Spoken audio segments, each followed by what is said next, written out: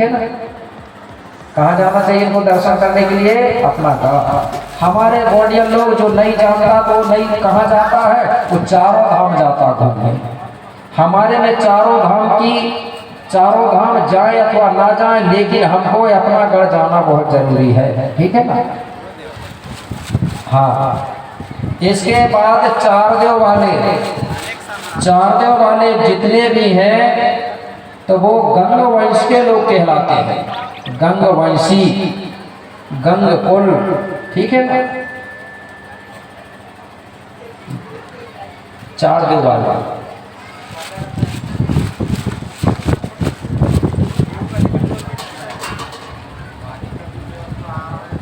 और उनका जो गढ़ है लांजी गढ़ है। कौन सा गढ़ है? लांजी। हो गए चारदेव वाले है कि नहीं? चार वाले है ना।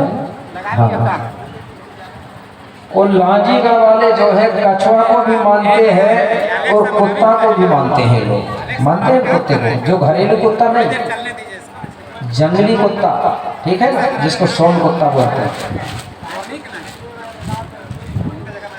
इसके बाद पांचदेव वाले जो हैं वो चंद्रवंशी कहलाते हैं। चंद्रकुल।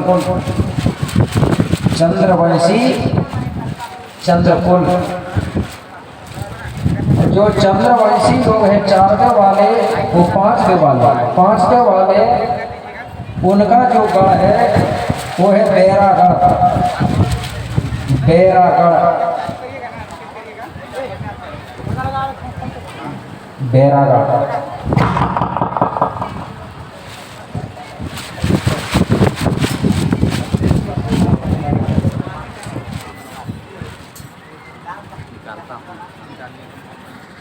जो पांचदेव वाले हैं चंद्रवंशी, उनका है बैरागढ़। और उनका जो जीव है वो है गिरगिट। जानते हैं ना गिरगिट? गिरगिट जो जीव होता है, गिरगिट पांच वालों का। इसके बाद छह देवधारी जो है वो सूर्यवंश के लोग कहलाते हैं। सूर्यवंशी, सूर्य कुल भी बोलते हैं, ठीक है ना। सूर्यवंशी जो जितने भी छह वाले हैं वो सूर्यवंशी में आते हैं। अगर छह देवधारियों को कोई पूछे कि तुम किस वंश के हो तो क्या बताओगे? सूर्यवंश। अगर कुल पूछेंगे तो कह देना सूर्य कुल, ठीक है। और छह देवधारियों का जो है गढ़ वो है चांदागढ़। चांदागढ़ को आज चंद्रपुर कहा जा रहा है। चांदागढ़ चंद्रपुर, ठीक है। और उनका जो जीव है वो है शेर।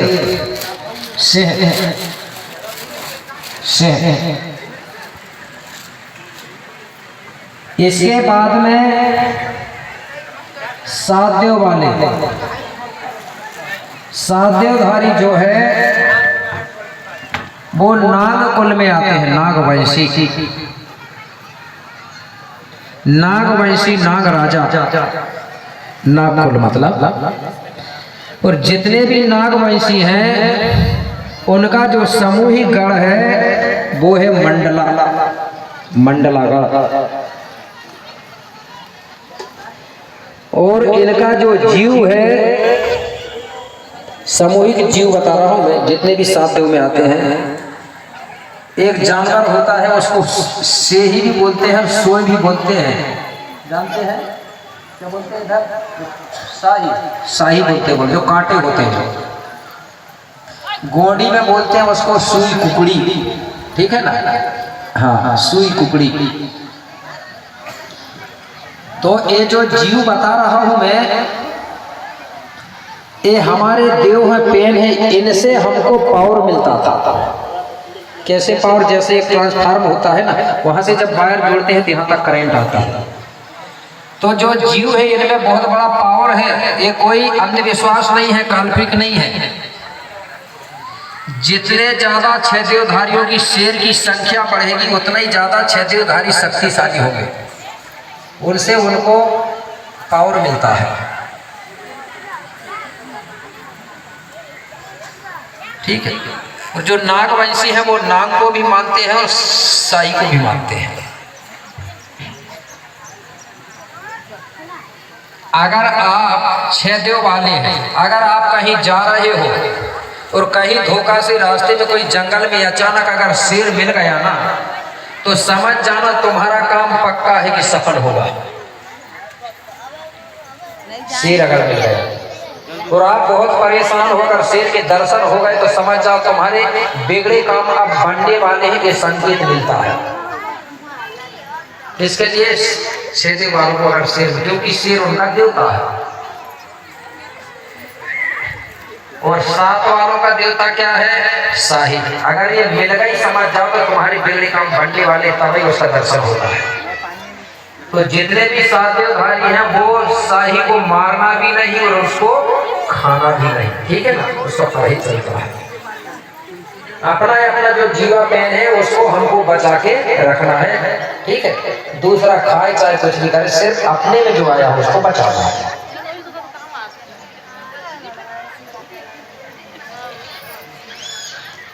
तो इस प्रकार से हमारी वंश व्यवस्था है। हम वर्ण व्यवस्था में नहीं आते। क्यों नहीं आते वर्ण व्यवस्था में? क्योंकि वर्ण व्यवस्था में आपने सुना भी होगा और पढ़ा भी होगा कि जिसका जन्म माथे से होता है वो ब्राह्मण कहलाता है, ठीक है ना।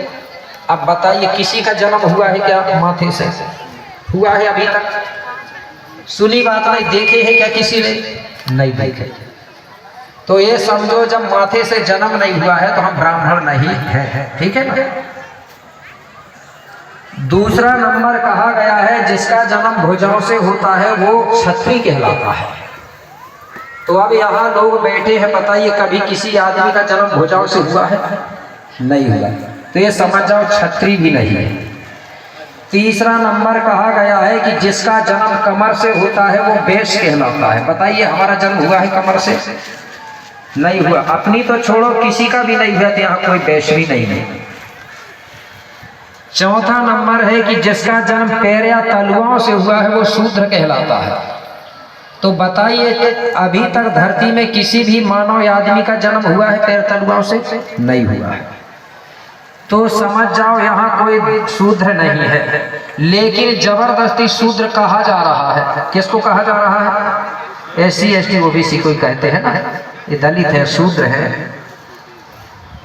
तो हम लोग वर्ण व्यवस्था के लोग नहीं हैं। अगर सत्यता की बात किया जाए तो धरती में रहने वाला कोई भी हो, अगर किसी का जन्म हुआ है तो माँ की कूख से हुआ है। हुआ है कि नहीं हुआ है? हुआ है।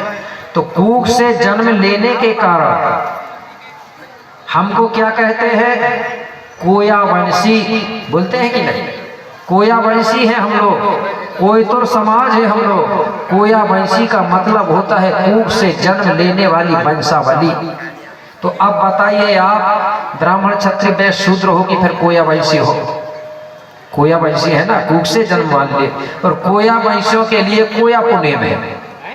तो इस प्रकार से हम वर्ण व्यवस्था पे नहीं आते, ठीक है। अगर वर्ण व्यवस्था में आप चले जाओगे तो आप हिंदू कहलाओगे। तो इस प्रकार से हमारी देवों के अनुसार, पेन के अनुसार हमारी वंश व्यवस्था बनी हुई है। तो मैंने आपको देवों के अनुसार बता दिया। 7 देवधारी नागवंशी हैं जिनका समूह मंडला है। 6 देव वाले जो है सूर्यवंशी है जिनका गढ़ चांदागढ़ है। तो ये मैंने सबका बता दिया, सांडिल, गंगवंशी, चंद्रवंशी, सूर्यवंशी, ठीक है। इसके बाद में ये तो हो गए गोत्री देव के बारे में। इनसे हमारा रिश्ता बनता है। कैसे बनता है रिश्ता? लिखा है, क्या लिखा है? सामे ओरे पे सामे गोत्र के धारे,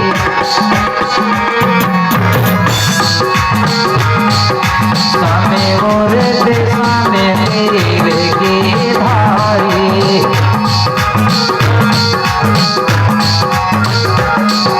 सामे ओरे पे सामे देव के धारे।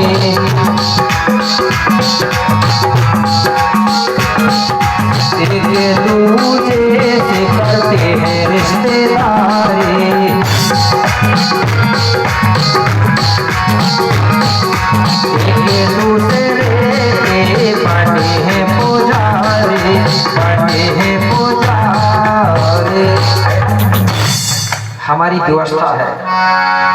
कैसे? सम और विषम देव के धारी और एक दूजे से करते हैं रिश्तेदारी। करते हैं कि नहीं करते? कैसे शादी विवाह करना है? सम और विषम देव होना चाहिए। जैसे जो 3 देव वाला है, 5 देव वाला है और 7 वाला, 3, 5, 7, ये आपस में विवाह नहीं करते हैं और कई जगह भूल गए तो करने भी लगे। लेकिन कोपार बाबा की व्यवस्था अनुसार जो 5 देव वाला है वो 6 वाले से कर सकता है और 4 वाले से कर सकता है, ठीक है ना? 7 देव वाला 6 और 4 से कर सकता है। मतलब सम और विषम में हमारा विवाह होना चाहिए। ये क्यों किया कोपार बाबा ने? क्योंकि कोपार बाबा ने 7 वर्ष में पूरी प्रकृति का अध्ययन कर चुका था, तपस्या करके 7 वर्ष में, कि प्रकृति का नियम कैसा है। तो कोपार बाबा ने ये जान गया कि प्रकृति जो चलती है वो धन और ऋण से चलती है, नर और मादा से चलती है, सल्ला गाघरा से चलती है। जब तक ये 2 शक्तियां नहीं होगी तो प्रकृति का संचालन नहीं होगा। इसलिए उसने सम विषम बनाया, धन और ऋण बनाया। अगर आप लोग अगर लाइट जलाते हैं तो सम विषम होना चाहिए, ऊना पूना होना चाहिए, तब लाइट जलती है। जलती है ना? अगर आप एक ही जमीन में एक ही प्रकार की बीज डालोगे तो धीरे धीरे वहाँ की उपज कम हो जाएगी। हो जाती है ना? एक ही बीज को एक खेत में बार बार बोगे हर साल तो उपज कम होगी, और बदल बदल के बीज डालोगे तो उपज अच्छी होगी। इसी प्रकार सम और विषम में अगर आप शादी विवाह करोगे तो आपके जो आने वाली जो पीढ़ी है वो ताकतवर, शक्तिशाली और ज्ञानवान होगी। पहले के लोग ज्ञानवान थे, भली पढ़े लिखे नहीं थे स्कूल में, लेकिन उनके पास ज्ञान बहुत था, ताकतवर भी होते थे, शक्तिशाली भी, क्योंकि वो देवों के अनुसार अपना रिश्ता बनाते थे। तो इस प्रकार से आप शादी विवाह कैसे करेंगे? सम और विषम में। ये पता चल जाता है गोत्र से कि भाई इसका गोत्र मरा भी है या मेरा भी है, इसके देव कितने होंगे? 7। गोत्र से ही हम लोगों को तो पता चल जाता है कि भाई इनके देव इतने हैं। तो इस प्रकार से हमको शादी करना है, ठीक है? और अपने अपने गढ़ी किला का दर्शन करने जरूर जाना चाहिए। हर साल नहीं जा सकते हैं तो कम से कम 3 साल में एक बार जाइए, ठीक है? 3 साल में नहीं जा सकते हैं तो कम से कम 5 साल में एक बार जरूर जाइए दर्शन करने। इससे होगा क्या? आप अपने गढ़ी किला जाओगे, अपने पूर्वजों का दर्शन करोगे तो आपको पुरखा पूर्वजों का आशीर्वाद मिलता है, दुआ मिलता है, ठीक है? और आपको आपके मन को शांति की प्राप्ति होती है। अब हमारे लोग कई चारों धाम घूम रहे हैं जहां हमारे पुरख ही नहीं है, ठीक है? जहां हमारे पुरखा है वहां जाओ। और 3 स्थान और है हमारे में श्रेष्ठ। पहला है अमरकंटक, दूसरा है कोयली कछारगढ़ और तीसरा है पचमढ़ी। तो कछारगढ़ तो सभी गए हैं, अमरकंटक भी गए हैं। तो कछारगढ़ से हमारा जन्म मतलब वंश वेला फैला है, वो जन्म स्थल माना जाता है। मैंने बताया था ना पहले दिन, कोई अगर पूछे कि हमारा जन्म स्थल का नाम क्या है, क्या बताएंगे? अमरकंटक। और जो कोयली कछारगढ़ है वहाँ से हमारी सामाजिक व्यवस्था बनी, देव व्यवस्था बनी। और तीसरा नंबर है पचमढ़ी। देखे हैं किसी ने पचमढ़ी? गए हैं कोई? आप गए? और कोई गए हैं क्या? नहीं गए हैं। चलो बहुत बहुत धन्यवाद। जाना चाहिए। पचमढ़ी चौरागढ़ भी बोलते हैं, ठीक है?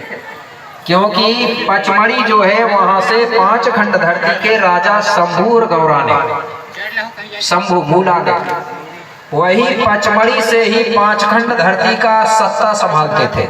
वो राज्य केंद्र है, सत्ता का केंद्र है, ठीक है ना? पचमढ़ी। वही पचमढ़ी के बाजू में एक गांव बसा हुआ है जिसको जुन्नार देव कहते हैं।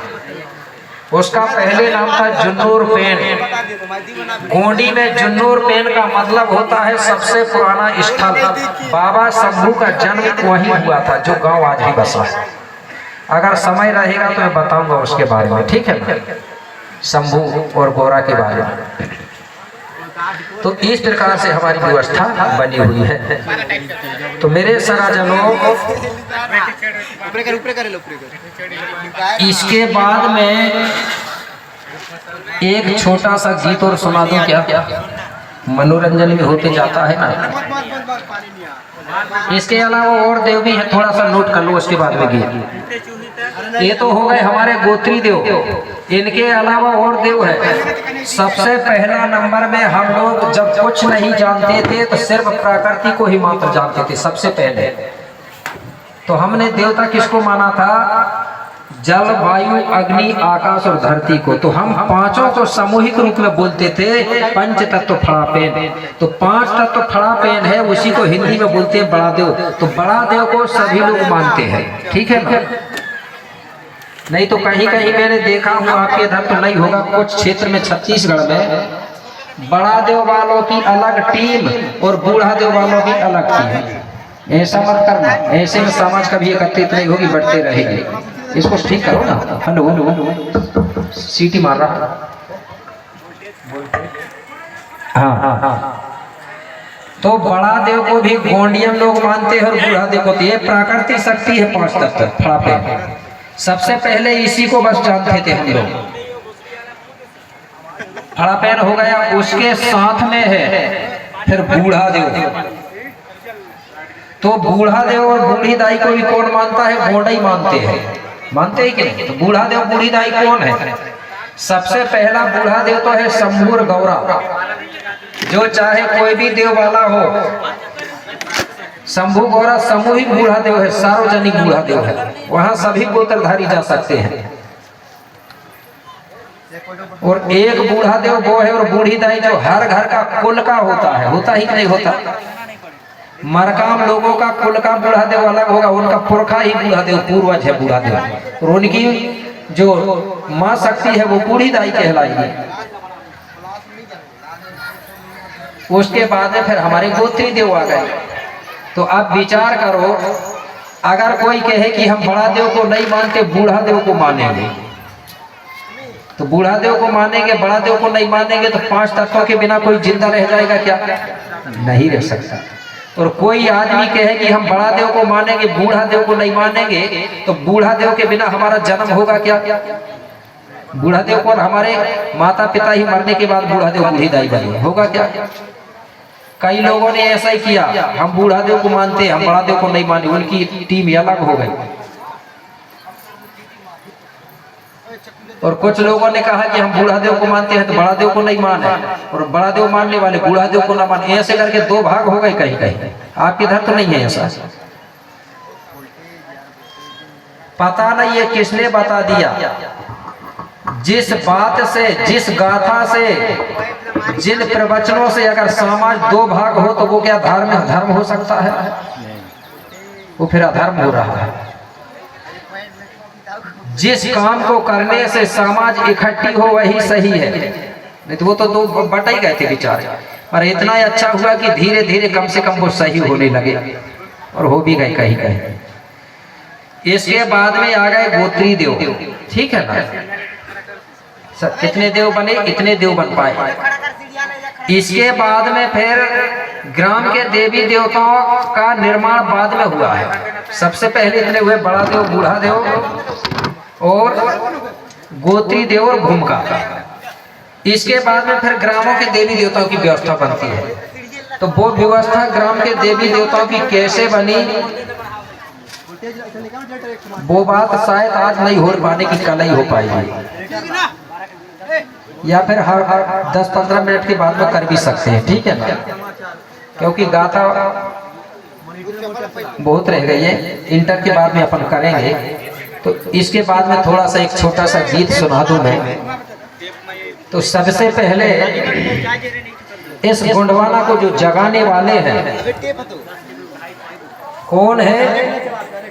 सिर्फ दो लोग हैं। अगर ये दो लोग नहीं होते मेरे भाई तो आज भी हम लोग इस चीज को नहीं जानते, हम तो भूल ही चुके थे। ठीक है ना? तो वो दो कौन लोग हैं, विचार करो, धीरे से बोलो कहने यार। दो लोग हैं और ये प्रकृति की देन है, आप लोग साधारण मत समझना। एक है हीरा, है ना? और हीरा धातु कितनी कीमती होती है मालूम है आपको? और दूसरा नंबर है मोती, है कि नहीं? मोती भी कीमती है। एक का जन्म हुआ छत्तीसगढ़ राज्य में और एक महाराष्ट्र, अलग अलग जन्मे, लेकिन उनकी जब नाम को मिलाएंगे तो ऐसा लगता है कि इनकी जोड़ी है ना? जोड़ी हीरा मोती। इसलिए मैंने दो लाइन लिखा हूं, याद रखना, क्योंकि कुछ लोगों ने लिखा था, मैंने पढ़ा था, जग में सुंदर है दो नाम, चाहे कृष्ण का हो या रामेशा। लेकिन मैं गोंडवाना की बात कर रहा हूं। गोंडवाना में सुंदर है दो नाम, मोती राउन कंगाली और हीरा सिंह मरका। ठीक है ना? तो जो मरकाम दादाजी है वो गोंडवाना समग्र क्रांति आंदोलन के महानायक है, तो वो राजगुरु है। ठीक है ना? क्या है समझो? वो राजगुरु, राजनीतिक गुरु। और मोतीराम कंगाली जो है वो धर्मगुरु। ठीक है ना? तो राजगुरु धर्मगुरु दोनों मिलके काम कर रहे थे कि हो सकता है हमारी समाज धार्मिक रूप से जागृत हो जाए। अगर धार्मिक रूप से जागृत नहीं होगी तो राजनीतिक रूप से जागृत हो जाए, लेकिन जागृत हो नहीं रही है। गमछा तो डालना है, पीले डाले है ना, और डालना भी चाहिए। लेकिन कुछ हमारे गोंडी धर्म संस्कृति के लोग, गोंड वंश के लोग, कुछ आप नहीं, कुछ लोग हैं जो पीले गमछा डाल के और चमचागिरी का काम कर रहे हैं। इसलिए गोंडवाना सफल नहीं हो रहा है। नहीं तो 5 साल नहीं लगेंगे, बता रहा हूं। एक लाइन में बताऊं, गुस्सा मत होना, क्योंकि जो बात कड़वी लगती है वही सत्य होती है। कैसे? वो बात बता रहा हूं जो हमारे समाज को धोखा देते हैं, उनको कह रहा हूं। गोंडवाना के पीले गमछा, ठीक है, गोंडवाना के पीले गमछा, गैर धर्म के मत बनो चमचा। ठीक है? अपने धर्म की रहो। एक लाइन, गोंडवाना के पीले गमछा, गैर धर्म के मत बनो चमचा। गोंडवाना के पीले गमछा, गैर धर्म के मत बनो चमचा।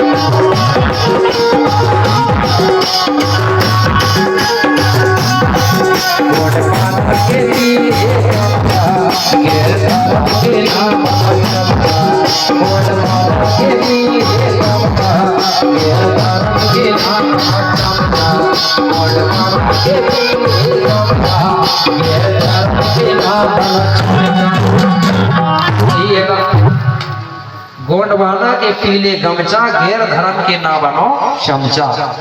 अगर चमचा नहीं बनेंगे तो गोंडवाना आने में कोई समय नहीं लगेगा। तो हमको अब क्या करना है, जो पहले गलती हो गई कोई बात नहीं, ठीक है, अब हमको सत्यता पर चलना है। ठीक है ना? तो हमको अब सजाना है गोंडवाना की गाड़ी। एक गीत सुने होंगे आपने, तो गीत सुना दे रहा हूँ, उसके बाद में इंटर होगा। ठीक है? किस नाम की गाड़ी सजाना है? गोंडी संस्कृति, गोंडी धर्म की गाड़ी। दूसरे की गाड़ी में हम लोगों ने खूब बैठा। पराई गाड़ी पराई होती है कि नहीं होती? कब गाड़ी वाला उतार दे और कब रास्ता में छोड़ दे, इसलिए हमको निजी गाड़ी रखना है, ठीक है ना। इसी के माध्यम से गीत बना है, गाड़ी सजा ले गाड़ी सजा ले गाड़ी सजा ले रे बोल कोया। कौन सी गाड़ी सजा ले? गोंडवाना की गाड़ी सजा ले।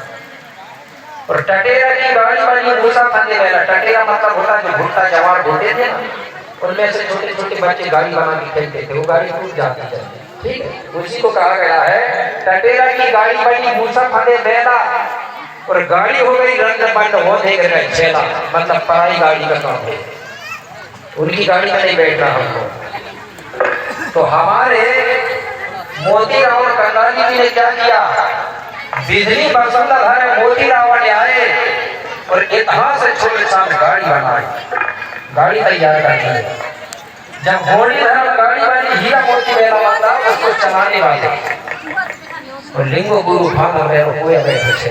एक गीत है आज का, तो जिसको नाचना है अपनी जगह में नाच लेना और सामने आके भी नाच सकते हैं, ठीक है, क्योंकि 2 दिन बच्चे पछताते रह जाओगे।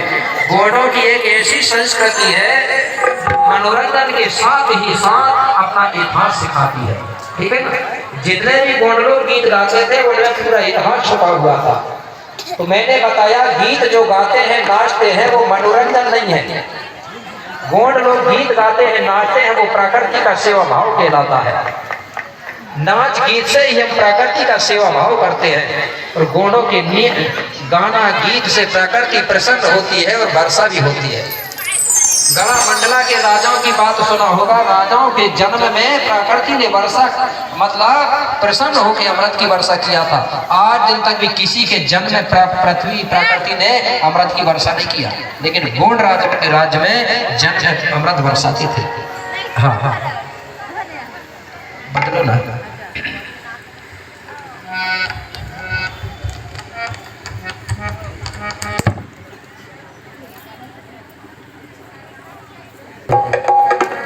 तो गीत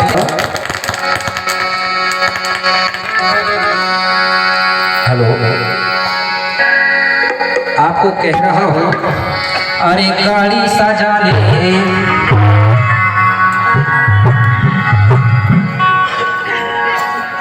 अरे गाड़ी सजा ले रे गाड़ी सजा ले, गाड़ी सजा ले रे मोर को यार, गाड़ी सजा ले गाड़ी सजा ले, गाड़ी सजा ले, गाड़ी सजा ले रे मोर को यार, गाड़ी सजा ले।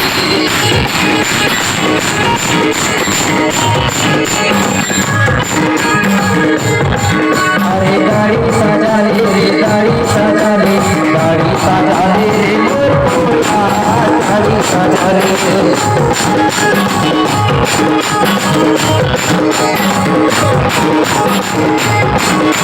गाड़ी सजा ले गाड़ी सजा ले, गाड़ी सजा ले गाड़ी सजा ले।